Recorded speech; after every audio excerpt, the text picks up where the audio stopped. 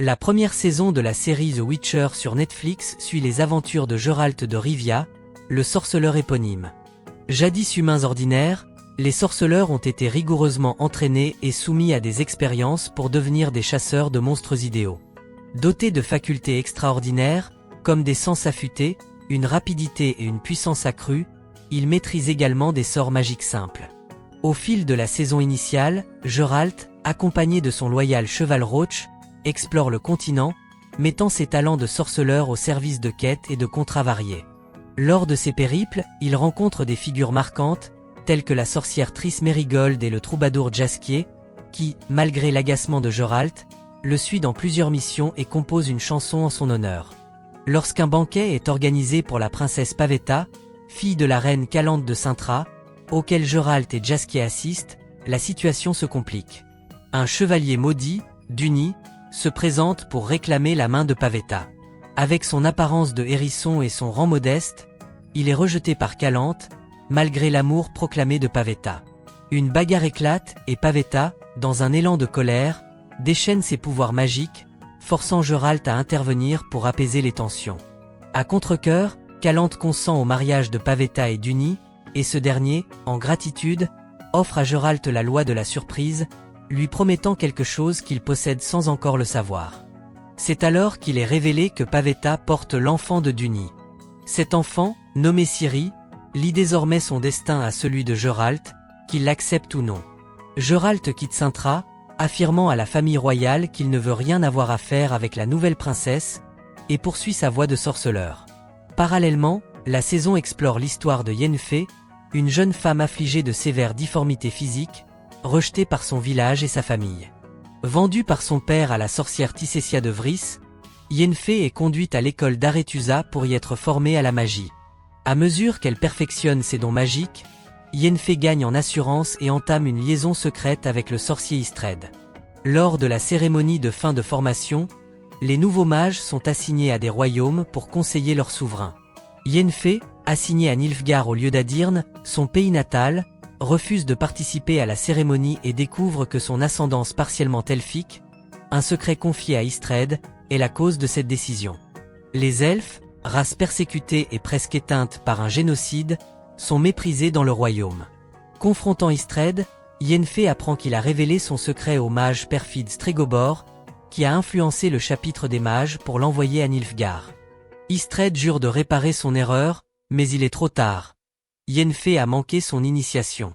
Elle consulte alors un enchanteur qui, par magie, lui rend sa beauté, mais au prix de sa fertilité. Transformée, Yennefer triomphe lors du bal d'Arethusa et convainc le roi d'Adirn de la nommer mage, forçant Tissécia à envoyer Fringia à Nilfgaard. Au fil des années, Yennefer néglige ses obligations de mage et s'aigrit d'avoir perdu sa capacité à enfanter. Désespérée à l'idée de devenir mère, elle croise la route de Geralt et Jaskier. Lorsque ces derniers découvrent un djinn, une entité exaucant 3 vœux, Yennefer tente de s'approprier les souhaits pour recouvrer sa fertilité.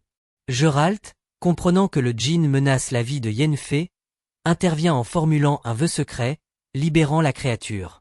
Furieuse, Yennefer trouve néanmoins du réconfort auprès de Geralt, et une romance naît entre eux. Mais lorsqu'elle apprend que le vœu de Geralt a lié leur destin, elle doute de l'authenticité de ses sentiments et décide de le quitter. Blessé, Geralt s'en prend à Jaskier, lui ordonnant de ne plus jamais croiser son chemin. Des années plus tard, Pavetta et Duny périssent en mer, laissant Ciri, désormais adolescente, sous la garde de sa grand-mère, Calante. Cintra sombre dans une crise politique, et Nilfgaard lance une invasion. Inquiet pour Ciri, Geralt retourne à Cintra pour invoquer la loi de la surprise, implorant Calante de lui confier la princesse. La reine refuse et le fait emprisonner. L'armée nilfgaardienne attaque alors, écrasant Cintra. Geralt s'évade au milieu du chaos. Calante et son époux Est périssent, mais avant de mourir, la reine ordonne à Ciri de retrouver Geralt. La jeune princesse fuit, poursuivie par le commandant nilfgaardien Cahir et la sorcière Fringia. Durant son périple, Ciri se lie d'amitié avec Dara, un jeune elfe, et les dryades de la forêt de Brokilon. Yennefer retourne à Arethusa, où la confrérie des mages débat de l'intervention face à l'invasion nilfgaardienne, craignant que Cintra ne soit qu'un prélude à la conquête des royaumes du Nord. Stregobor persuade la majorité de rester neutre, mais Yennefer rejoint Tisessia, Triss Merigold et Vilgefortz pour défendre Cintra. Leurs efforts semblent vains, et Vilgefortz se révèle être un traître. Alors que tout espoir s'évanouit, Yennefer déchaîne une magie chaotique, incinérant l'armée ennemie dans une explosion flamboyante avant de disparaître mystérieusement. La bataille s'achève, mais une guerre commence. Geralt, blessé, erre dans la forêt et retrouve enfin Ciri, leur destin enfin réuni. Dans la saison 2 de The Witcher, Geralt conduit Ciri, sa nouvelle protégée, à la forteresse des sorceleurs, Kaer Morhen. Il y retrouve ses compagnons sorceleurs, dont son mentor Vözmir, et commence à former Ciri aux techniques des sorceleurs pour qu'elle puisse se défendre. Cette préparation s'avère cruciale, car de nouveaux monstres menaçants émergent. Au cours de l'entraînement, Geralt découvre que Ciri pourrait avoir hérité des dons magiques de sa mère et invite Triss Merigold à Kaer Morhen pour l'initier à la magie.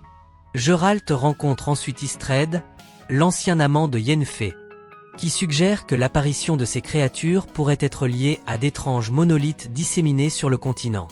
Pendant ce temps, Vözmir apprend que Ciri possède du sang d'ancien, un composant rare des mutagènes utilisés pour créer des sorceleurs.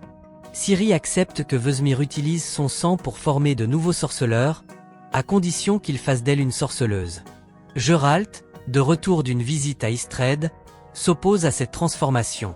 Avec Triss, il découvre que l'ancêtre de Ciri, Itlin, une elfe, avait prédit qu'un descendant au sang ancien provoquerait la fin du monde.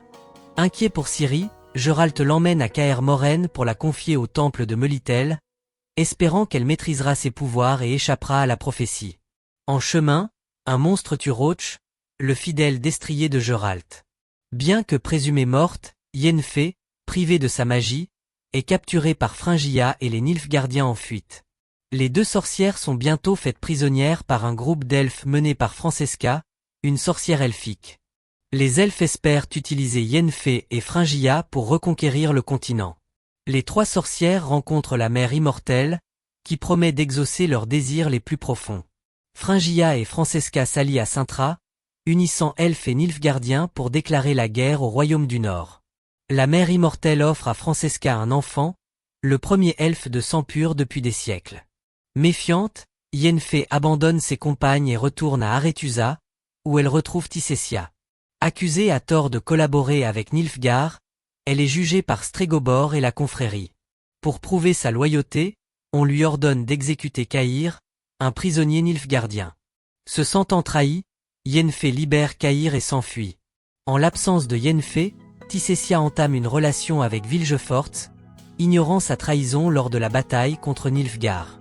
Elle lui révèle que Triss a confirmé le sang ancien de Ciri. Cahir retourne à Cintra, où l'alliance entre Nilfgaardiens et elfes vacille. Fringia, perdant son influence, assassine des généraux nilfgaardiens et contraint Cahir à la soutenir auprès de l'empereur Émir pour renforcer sa position. Après la naissance de l'enfant de Francesca, les elfes privilégient la reconstruction de leur peuple, suscitant l'inquiétude des Nilfgaardiens. Redania, dirigée par le roi Vizimir et son espion Dijkstra, planifie de reprendre Cintra. Les Nilfgaardiens assassinent alors l'enfant de Francesca, que les elfes croient tué par les royaumes du Nord, les poussant à rejoindre Nilfgaard contre Redania. Un mage du feu maléfique, Riance, est chargé de capturer Ciri. Sachant qu'elle était avec Geralt, il traque Jaskier pour obtenir des informations et vole un mutagène à Kaer Morhen. Yennefer aide Jaskier à échapper à Riance, mais, sans magie, elle se sent impuissante. Elle retourne voir la mère immortelle, qui lui promet de restaurer ses pouvoirs si elle conduit Ciri à un monolithe. Yennefer suit Ciri jusqu'au temple de Melitel, ignorant que Geralt en a la garde. Alors qu'ils se retrouvent, Riance attaque le temple. Pendant que Geralt combat le mage et ses sbires, Yennefer fuit avec Ciri. Furieux de la trahison de Yennefer, Geralt demande l'aide de Jaskier, s'excusant pour son comportement passé. Ensemble, ils partent arrêter Yennefer. Apprenant qu'elle a perdu sa magie, Geralt comprend qu'elle agit sous l'influence de la mère immortelle, un démon ancien nommé Voletmer, emprisonné par les sorceleurs il y a des millénaires. En route vers le monolithe, Yennefer et Ciri tissent un lien, et Yennefer commence à regretter d'utiliser l'enfant pour récupérer ses pouvoirs. Arrivé au monolithe, Yennefer renonce à trahir Ciri, mais Geralt surgit pour confronter son ancienne amante. Jaskier ramène Ciri à Kaer Morhen, tandis que Geralt et Yennefer affrontent Voletmer. Ils découvrent que le démon, nourri par le chagrin de Francesca, a acquis assez de puissance pour posséder Ciri. À Kaer Morhen, Ciri, possédée, ouvre un portail invoquant des monstres d'un autre monde. Geralt et Yennefer, avec les sorceleurs, combattent pour sauver la forteresse. Yennefer, repentante, se sacrifie pour libérer Ciri en devenant l'hôte du démon. Ciri transporte alors Geralt, Yennefer possédée et elle-même sur la planète de Voletmer, où le démon abandonne Yennefer pour rejoindre la Wild Hunt, une armée cherchant à exploiter le sang ancien de Ciri. Ciri, Geralt et Yennefer reviennent à Kaer Morhen, échappant à la chasse sauvage. Yennefer retrouve sa magie et décide de protéger Ciri avec Geralt. Mais la Wild Hunt n'est pas seule à convoiter Ciri. Les royaumes du Nord veulent sa mort, car elle est l'héritière de Cintra. La confrérie des mages cherche à l'éliminer pour empêcher la prophétie apocalyptique. Francesca et les elfes veulent la capturer pour accomplir la prophétie en vengeance contre les humains. Enfin, les Nilfgaardiens, menés par l'empereur Émir, qui se révèle être Duny, le père de Ciri, sont déterminés à la retrouver, désormais à la tête d'un empire maléfique.